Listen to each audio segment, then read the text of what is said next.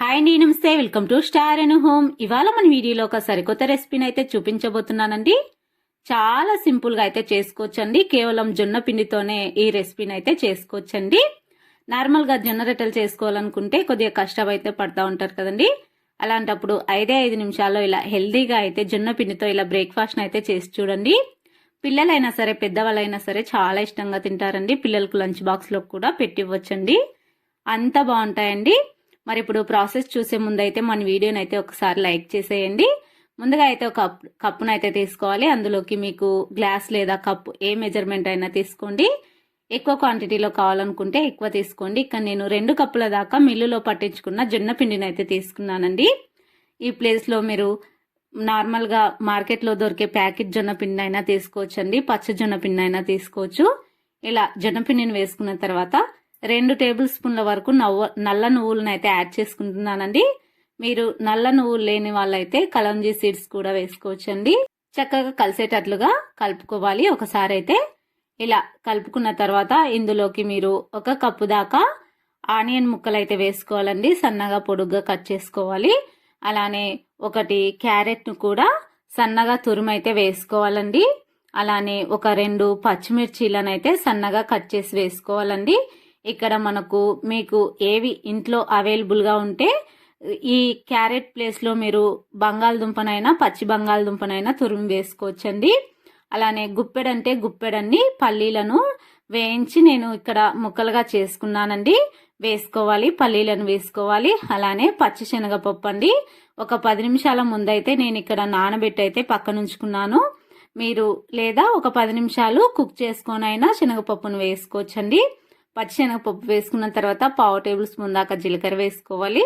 1/2 table spoon దాకా పసుపు వేసుకోవాలి. ఒక 1/2 టేబుల్ స్పూన్ లేదా 1/2 టేబుల్ స్పూన్ దాకా కారాన్ని వేసుకోవాలి.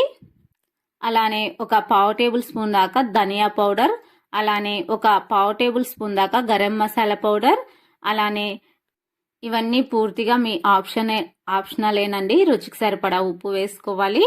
మీ దగ్గర ఏవి ఉప్పు, కారం, పసుపు ఇంకా అందరి ఇళ్ళల్లో ఉంటుంది కాబట్టి వీటిని కూడా వేసుకోవచ్చండి. గరం మసాలాలు అలాంటివి స్కిప్ చేసుకోవచ్చండి మీకు ఇష్టం లేనట్లయితే. అలానే కంపల్సరిగా కొత్తిమీరని అయితే వేసుకోండి, ఎందుకంటే టేస్ట్ అయితే చాలా బాగుంటుందండి. ఒకసారి ఈ క్యారెట్లో అలానే ఆనియన్ ముక్కల్లో అయితే మనకు వాటర్ కంటెంట్ అయితే ఎక్కువగా ఉంటుంది కదండి. ఇలా జొన్న పిండిలో మనం చేతితో స్ప్రెస్ చేస్తూ ఇలా నొక్కి ఇలా స్ప్రెస్ చేస్తూ మనం ఇలా కలిపినట్లయితే మనకైతే దాంట్లో నుంచి నీళ్ళు అయితే కొద్దిగా వస్తాయండి. అప్పుడు మనం చూసుకుంటూ కొద్దిగా నీళ్ళని అయితే యాడ్ చేసుకోవాలండి. ఒకటేసారి నీళ్ళని పోసుకోకూడదు. ఇలా నీళ్లు కొద్దిగా పోసుకుంటూ మనం అచ్చంగా జొన్న పిండి ఏ విధంగా కలిపి పెట్టుకుంటామో అంతకంటే కొద్దిగా లూజ్గా అయితే కలుపుకోండి. చూడండి, ఇక్కడ వీడియోలో చూపిస్తున్న విధంగా కన్సిస్టెన్సీ వచ్చేసి ఇలా చేసుకొని చిన్న చిన్న రౌండ్స్ బాల్ లాగా అయితే చపాతీ ముద్దల్లాగా అయితే ఎలా చేసుకుంటామో అలా డివైడ్ చేసుకోవాలండి. ఇలా చేసుకున్నట్లయితే మనకు అన్నీ ఒకే సైజులో అయితే చాలా చక్కగా కూడా కుదురుతాయండి. ఇప్పుడు మనం ఒక బటర్ పేపర్ తీసుకొని బటర్ పేపర్కి కొద్దిగా ఆయిల్ అయితే అప్లై చేసుకోవాలి. ఇప్పుడు ముందుగా రెడీ చేసి పెట్టుకున్నాం కదండి చిన్న చిన్న బౌల్స్ లాగా, వాటన్నిటిలో ఒకటైతే తీసుకొని మనం అచ్చంగా చపాతీ లేదా రోటీ ఎలా ప్రిపేర్ చేసుకుంటామో అలా చేతితో ఇలా నొక్కుతూ చేసుకున్నట్లయితే సైడ్లను వచ్చేసి అడ్జస్ట్ చేసుకుంటూ చేసినట్లయితే మనకైతే చక్కగా వస్తుందండి. ఒకవేళ సైడ్లో వచ్చేసి కొద్దిగా క్రాక్స్ అయితే ఇస్తాయండి. అలాంటప్పుడు నీళ్ళతో ఇలా అని మనం చక్కగా చేసుకున్నట్లయితే వీడియోలో చూపించిన విధంగా మనకైతే చక్కగా అయితే రెడీ అయిపోతుందండి. ఒక ఆపం లాగా అయితే రెడీ అయిపోతుంది.